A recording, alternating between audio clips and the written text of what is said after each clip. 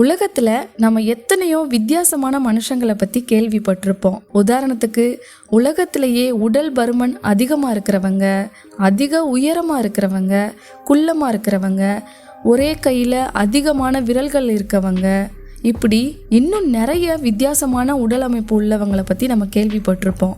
அதே மாதிரி ஒட்டி பிறந்த இரட்டை குழந்தைகள், இப்படி பிறவியிலேயே உடலில் நிறைய மாற்றத்தோடு பிறந்தவங்களை பற்றி நம்ம கேள்விப்பட்டிருப்போம். ஒரு சிலரோட ஃபோட்டோஸ் கூட நம்ம பார்த்துருக்கலாம். ஆனால் இங்கே ஒருத்தருக்கு ஒரே தலையில் 2 முகங்கள் இருந்துச்சான். அதாவது அவருக்கு ஒரு தலை தான், ஆனால் அந்த தலைக்கு முன்னாடி ஒரு முகமும் பின்னாடி ஒரு முகமும் இருக்குமா. அவரை பற்றி தான் இந்த வீடியோவில் நம்ம பார்க்க போகிறோம். வீடியோவை ஃபுல்லாக பார்க்கறதுக்கு முன்னாடி நம்ம சேனலுக்கு சப்ஸ்கிரைப் பண்ணாதவங்க உடனே போய் சப்ஸ்கிரைப் பண்ணிடுங்க. அப்படியே பக்கத்தில் இருக்க பெல் பட்டனையும் கிளிக் பண்ணிடுங்க. அப்போதான் நம்ம சேனலில் போடுற வீடியோவை உடனே உங்களால் பார்க்க முடியும். நான் சோபனா, நீங்கள் பார்த்துட்டு இருக்கிறது சீரியோ ப்ளஸ்.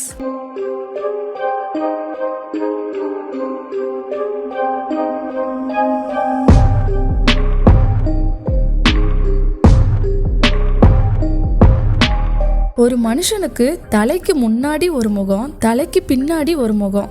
இதில் ஆச்சரியப்படக்கூடிய விஷயம் என்ன தெரியுமா? இந்த 2 முகமுமே தனித்தனியாக செயல்படுமா. இதை கேட்கும்போது கண்டிப்பாக நம்மளால் நம்ப முடியாது தான். ஆனால் உண்மையிலேயே இப்படி ஒரே தலையில் 2 முகம் கொண்ட மனிதன் வாழ்ந்ததா சொல்லப்படுது. சரி, இவர் யாரு, எங்க இருந்தாரு, இப்படி இவரை பத்தின விவரங்களை பார்க்கலாம். 19ஆம் நூற்றாண்டுல எட்வர்ட் மோர்டகே அப்படின்னு ஒரு இளைஞர் வாழ்ந்ததாகவும், அந்த இளைஞனுக்கு அவரோட முகத்துக்கு பின்னாடி ஒரு முகம் இருந்ததாகவும், அந்த முகத்தாலேயே அவர் தற்கொலை செஞ்சுக்கிட்டதாகவும் பல பேர் சொல்றாங்க. ஆனால் அதுக்கான ஆதாரம் எதுவுமே இல்லாட்டியும் கூட இந்த தகவல்கள் எல்லாம் இங்கிலாந்து முழுக்க பல வருஷங்களாக ரொம்ப பரபரப்பாக பேசப்பட்ட ஒரு விஷயம். இங்கிலாந்து பாராளுமன்ற குழு உறுப்பினர் ஒருத்தரோட மகன்தான் இந்த எட்வர்ட் மோர்டகே அப்படின்னும், இவனுக்கு பிறக்கும் போதே முகத்துக்கு பின்னால பின் தலையில ஒரு முகம் இருந்ததாகவும், அந்த முகத்துல 2 கண்கள் அப்புறம் வாய் இருந்ததாகவும், அந்த வாயில எப்பவுமே எச்சில் வலிஞ்சுக்கிட்டே இருந்ததாகவும் சொல்லப்படுது. மற்றபடி எட்வர்ட் சாதாரண மனுஷங்களை போல தான் செயல்பட்டிருக்காரு. ஆனா அவரோட அந்த பின்னால இருக்க முகத்துல இருக்க கண்களையும் வாயையும் அவரால் கட்டுப்படுத்தவே முடியலையாம். அது தனியாவே இயங்குமா. முதல்ல அது கட்டுப்பாடே இல்லாம இயங்கிட்டு வர்றதா எல்லாருமே நினைச்சாங்க.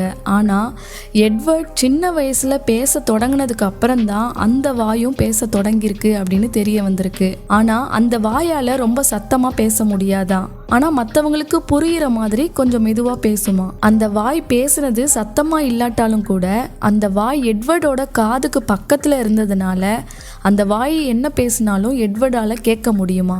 எட்வர்ட் ஒரு ஆணாக இருந்தாலும் அவரோட பின்தலையில இருந்த அந்த முகம் ஒரு பெண் தோற்றத்துல இருந்ததா சொல்லப்படுது. இந்த முகம் கொஞ்சம் வித்தியாசமாகவும் செயல்படுமா.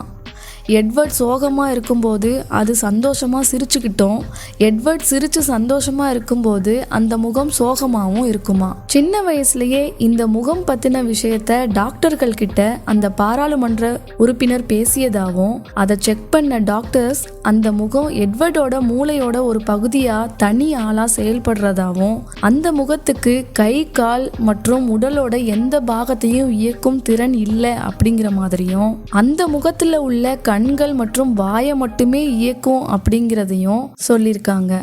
ஆனா அதுக்குன்னு தனியா சிந்தனைகள் இருக்கிறதாவும் டாக்டர் சொல்லியிருக்காங்க. இந்த நிலைமையில எட்வர்ட் வளர வளர எட்வர்டுக்கும் அந்த பின்பக்க முகத்துக்கும் சரியாவே ஒத்து போகல. எட்வர்டோட எண்ணங்களுக்கும் பின்னாடி இருக்க முகத்தோட எண்ணங்களும் ஒரே மாதிரியாவே இல்ல. 2மே நேரெதிரா இருந்ததுனால எட்வர்டுக்கு வாழ்க்கையே ஒரு நரகமா மாறிடுச்சு. அப்போ ஒரு கட்டத்துல எட்வர்ட் டாக்டர் கிட்ட போய் தன்னோட பின்பக்க முகத்தை ரிமூவ் பண்ணிடுங்க அப்படின்னு சொல்லியிருக்காரு.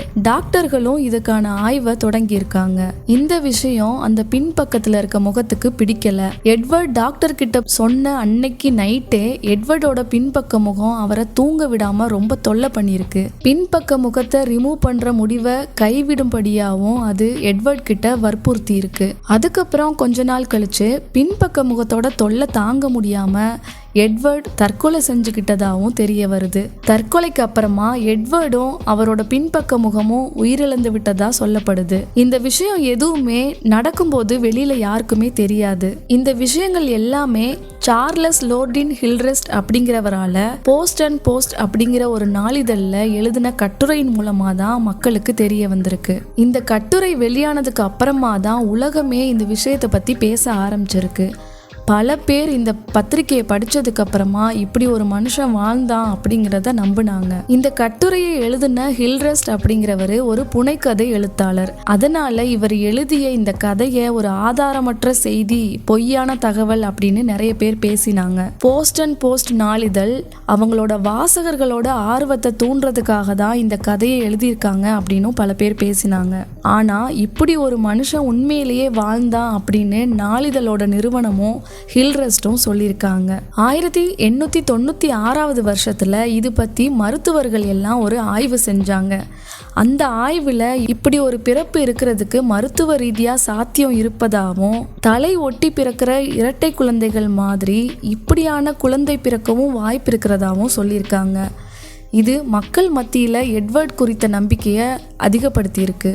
ஆனால் எட்வர்ட் குறித்த அறிவியல் ரீதியாகவோ புகைப்படம், நேரில் பார்த்த சான்று இப்படி யாருமே இன்னைக்கு வரைக்கும் இல்லை.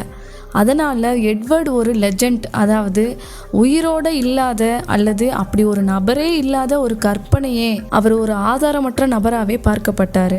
இன்னைக்கு வரைக்கும் எட்வர்ட் மோர்டகே அப்படிங்கிற ஒரு நபர் உண்மையிலே வாழ்ந்தாரா, இல்லை இது வெறும் கற்பனை கதாபாத்திரம் தானா? அப்படி எட்வர்ட் அப்படிங்கிறவர் பிறந்திருந்தா இங்கிலாந்தில் ஒரு பாராளுமன்ற உறுப்பினரோட மகனா சொல்லப்படுதுல்ல, அந்த உறுப்பினர் யாரு? அவரோட பின்முகத்தை நேரில் பார்த்தவங்க யாரு?